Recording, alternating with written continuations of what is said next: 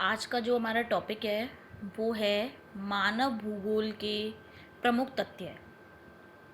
यानी कि मानव भूगोल के अंतर्गत हम किन किन तथ्यों, किन एलिमेंट्स, किन फीचर्स, किन तत्वों को उसके अंतर्गत सम्मिलित करते हैं। मानव भूगोल के तथ्यों के अर्थ से तात्पर्य है उसकी विषय सामग्री को सूक्ष्म रूप में प्रदर्शित करना। कहने का तात्पर्य यह है कि मानव भूगोल के अंतर्गत जो भी हम विषय वस्तु का अध्ययन करते हैं, चाहे वह प्राकृतिक तत्व हों, चाहे वे सांस्कृतिक तत्व हों, उन सभी को हम मानव भूगोल के तत्वों के रूप में समझते हैं। जो मानव भूगोल के तथ्य हैं उनका विभाजन विभिन्न भूगोलवेत्ताओं ने अपने अपने आधार पर किया है, लेकिन प्रमुख रूप से जो मानव भूगोल के तथ्य हैं उनका विभाजन भूगोलवेत्ताओं ने दो आधार पर किया है। नंबर 1 भौतिक या प्राकृतिक तथ्य है और नंबर 2 है सांस्कृतिक या मानवीय तथ्य।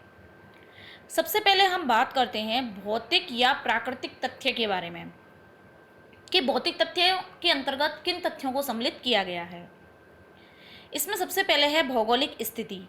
भौगोलिक स्थिति का मतलब है किसी भी क्षेत्र जिसके बारे में हम अध्ययन कर रहे हैं उस क्षेत्र को हम इसके अंतर्गत जो है वो सम्मिलित करते हैं। दूसरा है स्थलाकृति। स्थलाकृति के अंदर हम ये देखते हैं कि जिस क्षेत्र विशेष में हम मानव का अध्ययन कर रहे हैं उस क्षेत्र में किस तरह की स्थलाकृतियाँ, यानी वो पर्वतीय भाग है, मैदानी भाग है, पठारी भाग है या अन्य कोई भाग है। जलवायु, उस क्षेत्र की जलवायु कैसी है, क्योंकि मनुष्य का विकास उस क्षेत्र की जलवायु के ऊपर ही पूर्णतः निर्भर करता है। अगला है वनस्पति। उस क्षेत्र में किस प्रकार के पेड़ पौधे अधिक होते हैं जिससे मनुष्य का आर्थिक विकास संभव हो सकता है। जलाशय, जलाशय के अंतर्गत उस क्षेत्र विशेष में जल की कितनी उपलब्धता है, यानी उस क्षेत्र में नदी, समुद्र, झीलें या अन्य प्रकार के जो हैं वो जलीय स्रोत उपलब्ध हैं जिससे वहाँ पे उद्योग धंधों के लिए आसानी से पानी उपलब्ध हो सके। इसके अतिरिक्त मनुष्य अपना निवास करे वहाँ पे तो उसे अपनी मूलभूत आवश्यकताओं की पूर्ति के लिए जल की प्राप्ति हो, या अन्य सभी कार्यों में जिसमें जल का प्रयोग होता है उन सभी चीज़ों में जल की जो है वो प्राप्ति मनुष्य आसानी से कर सके। अगला है जीव जंतु और उसके बाद है खनिज पदार्थ। यानी किसी भी क्षेत्र में खनिज पदार्थ जो हैं वो भरपूर मात्रा में अगर मिल रहे हैं तो वहाँ खनन की क्रिया के द्वारा वहाँ उद्योगों का विकास कर सकते हैं। इसके अलावा जैसे हम देखें कि रेगिस्तानी क्षेत्र है तो उसमें ऊँट पाले जाते हैं, मैदानी क्षेत्र हैं उसमें भैंसें, गायें पाली जाती हैं, तो उस आधार पर जो है वो मनुष्यों को किसी क्षेत्र में किस किस जीव जंतुओं से उपयोगिता सिद्ध हो सकती है, उनके काम में आ सकते हैं, इन सब चीज़ों को ध्यान में रखकर ही भौतिक या प्राकृतिक तथ्य निर्धारित किए गए हैं। अगला आता है सांस्कृतिक या मानवीय तथ्य, यानी इसके अंतर्गत हम किन तथ्यों का अध्ययन करेंगे। तो इसमें है जनसंख्या, किसी भी क्षेत्र की जनसंख्या, वहाँ कितने व्यक्ति निवास करते हैं, कहाँ कहाँ उनका वितरण है, क्या जनसंख्या घनत्व है, साक्षरता स्तर कितना है, इन सभी चीज़ों को इसमें सम्मिलित करते हैं।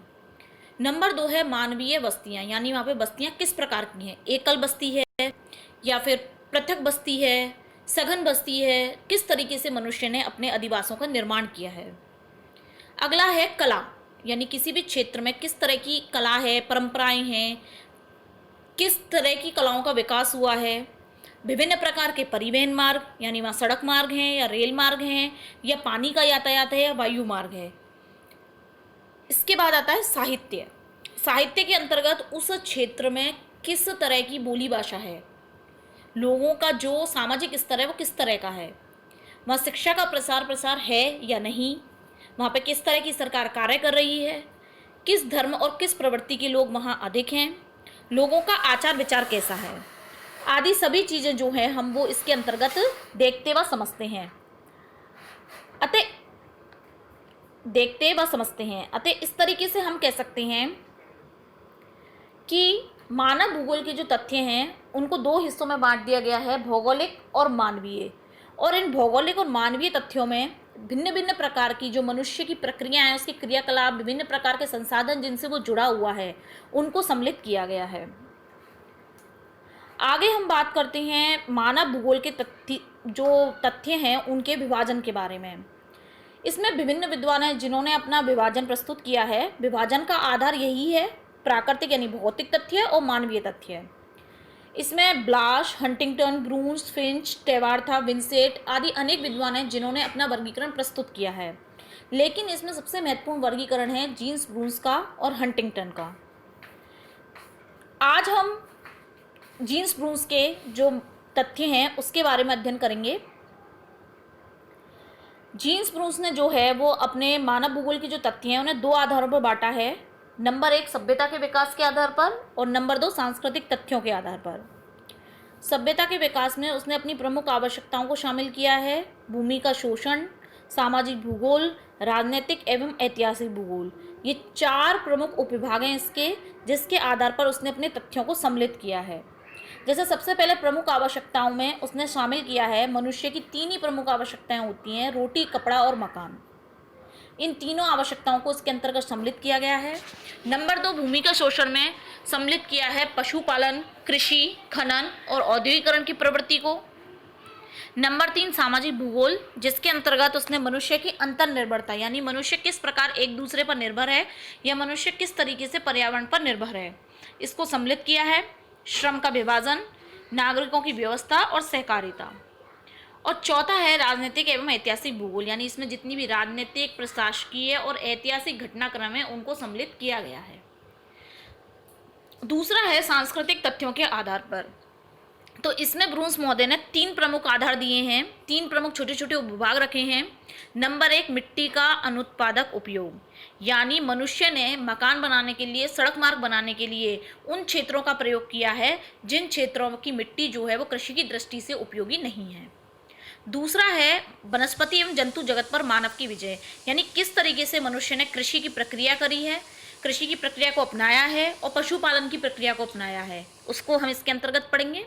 और तीसरा है मनुष्य के विध्वंसात्मक कार्य, जैसे कि जो हमारी आर्थिक व्यवस्था है उस पर ब्रून्स ने कहा है कि एक तरीके से हमारी जो अर्थव्यवस्था है वो एक लुटेरी अर्थव्यवस्था है, उसमें उन्होंने खनन को प्राथमिकता दी है और हमारा जो आर्थिक विकास है यानी हमारी जो आर्थिक प्रक्रियाएं हैं उनको उसने लुटेरी अर्थव्यवस्था का नाम दिया है, जितनी भी आर्थिक क्रियाएं हैं उनके संचालन को, क्योंकि उसमें मनुष्य भूमि का अंधाधुंध तरीके से प्रयोग कर रहा है, यानी मनुष्य भूमि की उत्पादकता को नष्ट कर रहा है, इसलिए उसने हमारी आर्थिक क्रियाओं को लुटेरी अर्थव्यवस्था का नाम दिया है। अतः इस तरीके से जीन्स ब्रून्स ने अपने मानव भूगोल के तथ्यों को प्रतिपादित किया है, अपना विभाजन प्रस्तुत किया है और उसमें 2 प्रमुख आधारों पर तथ्यों को सम्मिलित किया है। अब कल हम अपने अगले लेक्चर में हंटिंगटन के द्वारा दिए गए वर्गीकरण के बारे में अध्ययन करेंगे।